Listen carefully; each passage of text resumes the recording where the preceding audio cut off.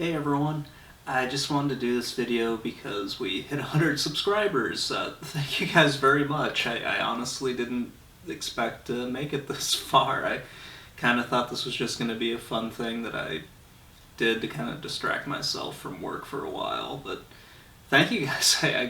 It's really exciting to get this far. So I put up a poll a while ago about what you guys might like to see for a 100 subscriber video, and it came back that you wanted to kind of talk about some of my favorite books, and the second place was some of my comic book collection.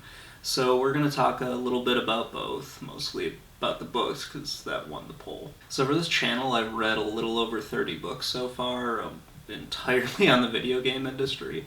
I didn't think there were actually more than 30 books, and now that I've got a giant stack of them, I know that there's a lot more that I still have to read. So I just want to talk about three books in particular. They're the ones that I found like the most interesting, and they're kind of my favorites that I've done for this series so far. It's Blood, Sweat, and Pixels by Jason Schreier, Significant Zero by Walt Williams, and 8-Bit Apocalypse by Alex Rubens. Significant Zero is the story of Walt Williams' really adventure into the video game industry. We go through his life about how he started out in video games and how he progressed to the point of where he was at the time this book was done. A lot of the really juicy parts of this book come from when he starts talking about his time working on Spec Ops: The Line, and just how that made him feel and the stuff he went through while he was making it. It's really an awesome story, and this is one of the books that I recommend above all the other ones. 8-Bit Apocalypse is the story of Missile Command and how the game was developed, but it also goes into how the game was supposed to be an anti-war message. It talks about how the developer... We follow the story of David Thurier's really just experiences in the video game industry. This is one of the things that I love about these books, is that we just do deep dives into like certain developers and we really get into their mindset of making these games. It's just really cool that they did this, and Alex Rubens did an amazing job with this book. So since reading 8-Bit Apocalypse, I've gone back to Missile Command a few times for this channel. I'm sure if you've been watching the series, you know that I keep talking about it and bring it up quite a bit. But that's really a testament to what 8-Bit Apocalypse did. It just really made me take more of a look at Missile Command, and that's one of the reasons why this is my favorite book, one of my favorite books. Blood, Sweat, and Pixels was a really interesting book. It wasn't really the best of the three, and it probably wasn't the best of the books that I've read by far, but it did give a lot of insight into the video game industry, especially for me. Like, after reading this, I felt like I had more of an appreciation for what these developers have to go through. We follow a lot of different teams here, from indie developers to big-time AAA developers. We get to read about a lot of their problems with making games, and some of the stuff they have to go through while it's all happening. And Jason has a really awesome part in this where he says, there's no like set formula for making games, which really surprised me because I thought by this point they would have had something down, but with the changes in technology, it's really hard to do. So those are my favorite books for the channel. Now let's get into my favorite books that, really had more of an impact on me as a writer. I read a lot of science fiction and fantasy growing up, mostly like the darker fantasy, but also read The Hobbit and some other stuff like that. Anyway, these are the books that I think have had the most impact on me as a writer myself. Isaac Asimov's Foundation series. This is just... I love this series so much. I'm not going to be able to do it justice with just this short little clip here, but we follow the entire story of the fall of the Roman Empire, but it's set in space, and he just does an awesome job with it. There's so many amazing characters in this. It's just a wonderful, wonderful series. I haven't read like the later ones because I just really loved the first three books, and just how they weave this really awesome story together. Later on in the other two, I do know that Asimov tried to sort of move the series and line it up with his robot franchise, but it worked, but that's not really what I always liked from the Foundation series.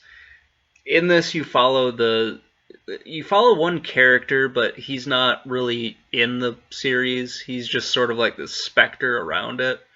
It's Harry Seldon and him creating psychohistory, which allows the Foundation to kind of predict human behaviors and gives them a basic idea of what's going to happen in the future.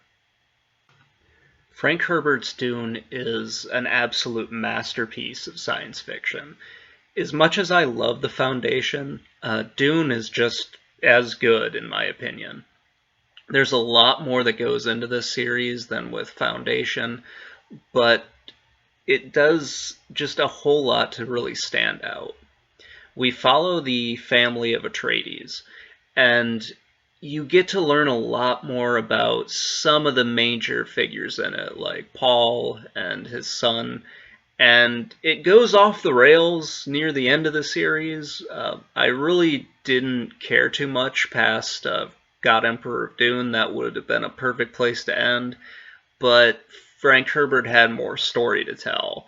He'd never finished the series. His son and another writer actually wrapped it up, and it's kind of debatable on how good or how bad those are, but Dune is just an awesome series, and if you can get into it, it's really great, but if you kind of get overwhelmed because it is super complex, I would stick to Foundation. The Chronicles of Thomas Culvert actually spans 3 series of books. I haven't read the 3rd series yet, but the first 2 were really awesome when I read those. In these, you do a lot more of like a study of depression and isolation, and it's all kind of wrapped within this whole feeling of our main character, Thomas Culvert. Until he gets hit by a frickin' car and ends up in a fantasy land where our main character, who we're supposed to be rooting for, just up and rapes some girl and totally believes that he's just hallucinating, which he very well could be in the first one. It's just a crazy story. If you didn't like how bright and happy The Hobbit was, definitely read the Chronicles of Thomas Culvert, because it goes really off the rails. So now that we've talked about the books and everything, I just wanted to spend a few minutes talking about my comic book collection. It's really inspired by Tales from the Crypt, and I'll show you a little bit more of that stuff in a second. So I kind of discovered EC Comics from the Tales from the Crypt TV show, which I watched an awful lot, and I have all the box sets for them. It's a really great show. I didn't know about the comic books until probably like middle school, so like 6th, 7th, 8th grade, something like that.